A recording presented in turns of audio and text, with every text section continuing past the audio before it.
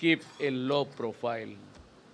And if you enter a place na hindi naman nakilala, keep a Sobrosa style of movement. We are at a war na itong mga NPA, mainit talaga yung baril. Well, in Davao, I don't know if Inda has been able to continue with the practice. Sa Davao, pwedeng magdala ng baril ang pulis, yung handgun. But never yung mga high-powered firearms. Maglalaway ang mga gago eh. Tumutulo talaga ang laway. Eh tayo, magtulo mo lang ng laway natin sa babae.